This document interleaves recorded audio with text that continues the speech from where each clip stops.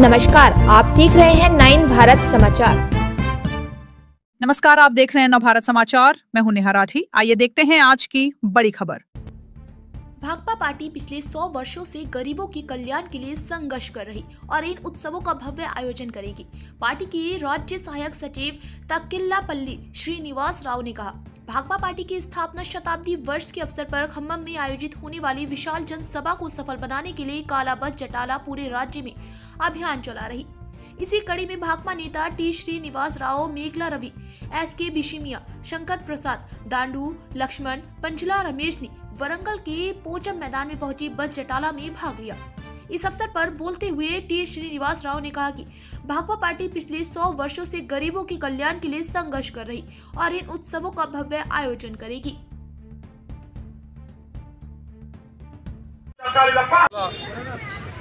చేస్తున్నటువంటి అంశాలు ముఖ్యంగా ఈ దేశంలో ప్రజల కోసం నిలబడ్డటువంటి వాళ్ళు ఎవరు, ప్రజల సమస్యలు పరిష్కారం కోసం పోరాటం చేసింది ఎవరు అనేటువంటి అంశాలను ప్రజలకు వివరిస్తూ ఈ జాతర కొనసాగుతూ ఉన్నది.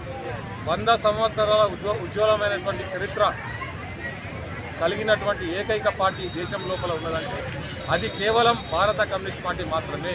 ఈ 100 సంవత్సరాలుగా అనేక ఉద్యమాలు చేసినాం. అనేక ఉద్యమాల ఫలితంగా ప్రజలకు ఎంతో మేలు కలిగింది. బ్యాంకుల జాతీయకరణ కమ్యూనిస్ట్ పార్టీ పోరాట ఫలితంగా వచ్చింది. అదేవిధంగా మహాత్మా గాంధీ గ్రామీణ ఉపాధి పథకం మరి కమ్యూనిస్ట్ పార్టీ పోరాట ఫలితంగా వచ్చింది. 8 గంటల పని విధానం మరి కమ్యూనిస్ట్ పార్టీ పోరాట ఫలితంగా వచ్చింది.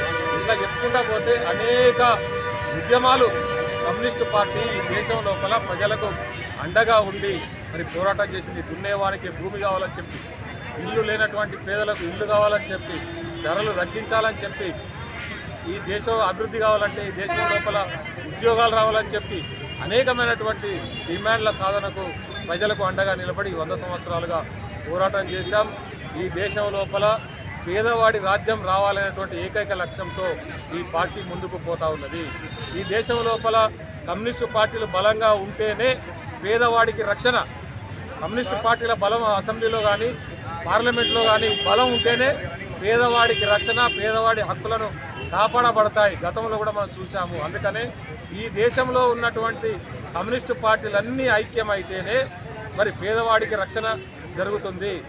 ఈరోజు చీలిపోయినటువంటి కమ్యూనిస్టుల పార్టీలు, ముఖ్యంగా మావోయిస్టు పార్టీతో సహా అన్ని పార్టీలు ప్రజాస్వామ్య పద్ధతుల్లో ప్రజల మధ్యకు వచ్చి మరి ఏకమై ఒకటే జెండా కిందకు వచ్చి పోరాటం చేసి ఈ దేశం లోపల సమసమాజ నిర్మాణాన్ని చేద్దాం రండి అని చెప్పి వామపక్షాలకు సందర్భంగా పిలిపిస్తారు.